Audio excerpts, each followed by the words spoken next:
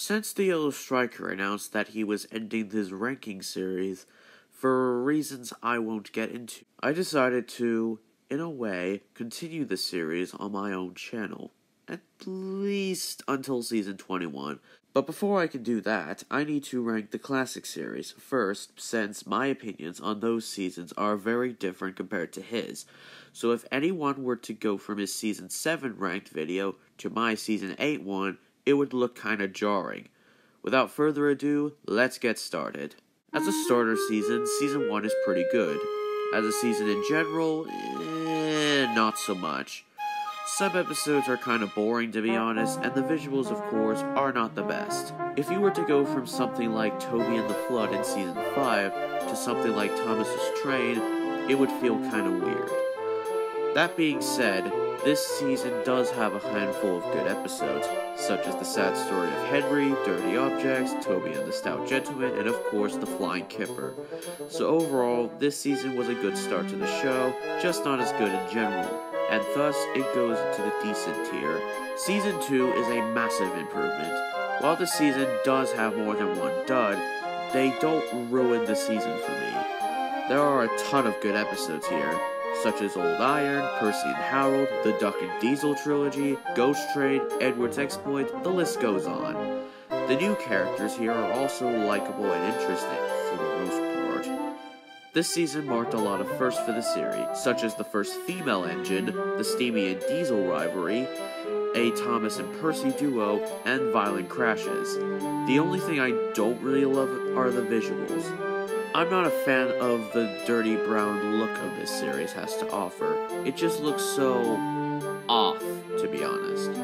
Overall, this season is a large improvement from Season 1, and thus is one of my favorites. I've seen a majority of fans state that Season 3 was their favorite season of the show, and I agree, this season rocks. This season isn't flashy like other Thomas seasons, but it doesn't try to be.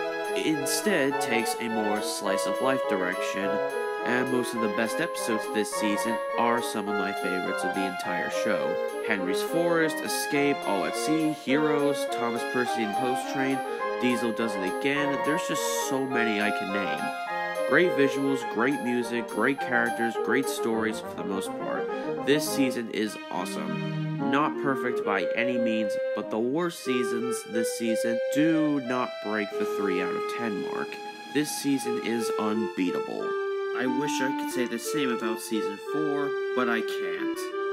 Like Season 3, Season 4 also has amazing visuals and music, but unlike Season 3, which had some small nitpicks that didn't ruin the entire season, Season 4 is the opposite. It has one flaw, but it's a massive one, and that flaw is a complete disregard for continuity. This season has a very messy structure, and thus feels very unfocused as a result.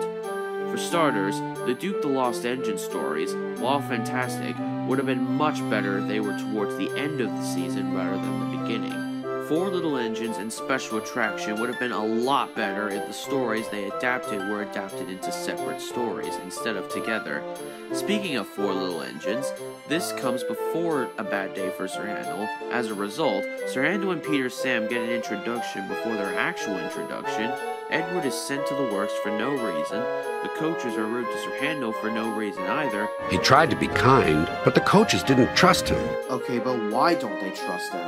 And Skarloey is stated to have been sent to the works in this episode, but in the next 2 episodes he is still seen in the shed on the railway. Both adaptations are very sloppy and thus are the worst aspects of the first half. Thankfully, the next 8 episodes are straightforward and didn't ruin any sort of continuity. But then we come to Rusty to the rescue, and immediately the continuity goes down the drain. This episode introduces what I call the Bluebell retcon. In this episode, Rusty somehow travels to the other railway to rescue Stepney, who was stuck at the scrapyards, whereas in real life, the real Stepney was rescued from the dreaded scrapyards by the Bluebell Railway Preservation Society, not a little diesel that just so happened to be traveled all the way there.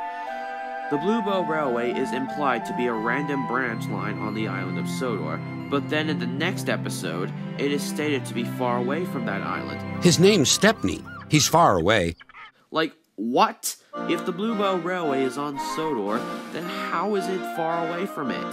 Thomas is literally seen traveling there in Rusty to the Rescue. Not to mention that Rusty has been seen on that line on multiple occasions. How is it far away? After the remaining Stepney stories play out, we then reach a bunch of random episodes which have nothing to do with the previous batch, and even feel like they should have been adapted in previous seasons. For example, Henry and the Elephant and Paint Pots and Queens would have been much better if they were in Season 1 rather than Season 4, and even have characters appear in the background or even speak when they shouldn't even be there yet. Toad Stands By and Bullseyes don't use any characters that shouldn't be there and thus can easily be imagined to be in their respective seasons. Thomas and the Special Editor would have worked better as the finale episode of this season rather than the 100th episode, and 3 random episodes from the Chris Audrey era are adapted and slapped at the end of the season, when they have nothing significant about them. With all this in mind, this season goes into the decent tier. Sorry guys. Season 5 is one of the most popular seasons of the show, and I can see why. However, there is one issue I'd like to clarify, and that is the newer characters. Cranky is great, but the others are either ruined in later seasons, completely forgotten about, or have no lines of dialogue, and have very little time on screen. I would have loved to have seen more of characters like Derek, Bertram, and Old Slowcoach. Despite that, this season is great. The action, the music, the sets, the development of older characters, it's all really great. While it's not my personal favorite season, it is definitely a close second for me. Season 6 is the weakest of the classic series, and I bet a lot of you watching can agree with me on that. After watching the great quality of Season 5, this season definitely feels quite jarring. Some episodes this season are some of the worst of the entire era, and this season didn't play with tone very much, and whenever it does, it usually falls flat. Take Scaredy Engines for an example. The visuals and music is rather intense, but the story itself is predictable and boring. Percy and the Haunted Mine and Jack Frost are both really poor attempts at spooky episodes, as they feel more childish than spooky. And I don't think I'm alone when I say I'm not a fan of either the visuals or Alec Baldwin's narrations. Scary Jack Frost, cried James. This season goes below Season 4 in the decent tier. I quite enjoy watching Jack in the Pack. I already explained my thoughts on this show in one of my most recent videos, and I'll keep it short here.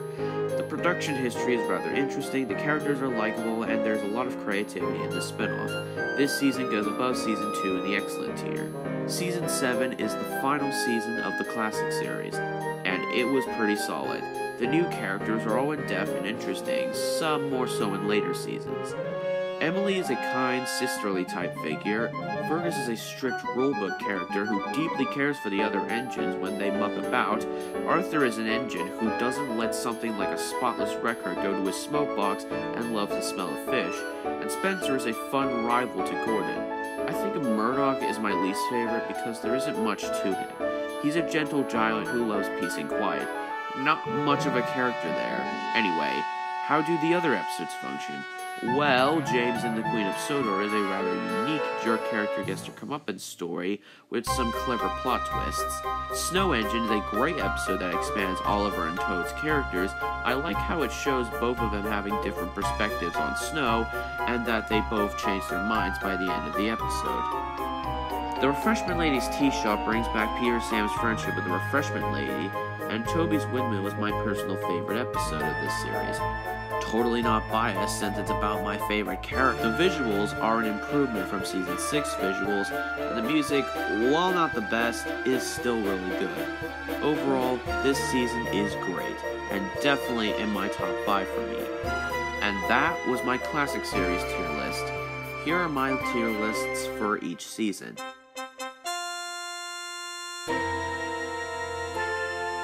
Well guys, that's about it. The Season 8 ranking video should be arriving about next month, so stay tuned and goodbye.